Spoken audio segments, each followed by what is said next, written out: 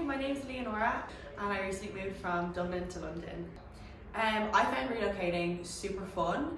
It's definitely an incredible growth opportunity, and I feel like the things I've learned in the last 2 months since I've moved here have been incredible.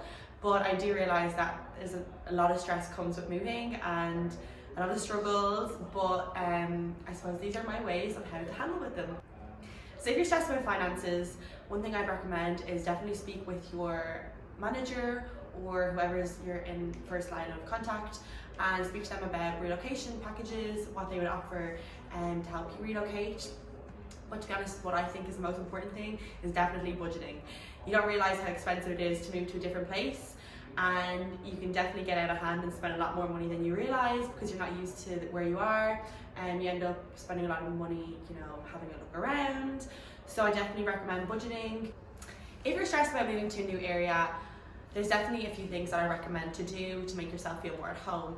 So I suppose the first thing that's really important to do is get to know where you are. So take a walk around your new town, your new city, and figure out where your local grocery store is, your local park, your local gym, just so you familiarise yourself with the place that you're now in.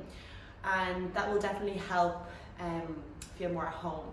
So you're not walking around a new city and you don't know where you're going. Another thing that I recommend is definitely speak with your neighbours. So if you see a neighbour on the streets, say hello, how are you? And this is how you can make friends, you can familiarise yourself with some faces in the town. Before I moved to London, I actually typed in the location of where I was staying, and I had a look around what was around my area on Google Maps. So I found what local bars, local restaurants, local parks were in my area. So then at least when I arrived here, I had somewhat of an idea what was going to be in the place that I was living in. If you're worried about missing family, I feel you. I've been in that situation, and to be honest, I feel like that was my biggest struggle moving to London. It's the fact that I didn't have my family around me.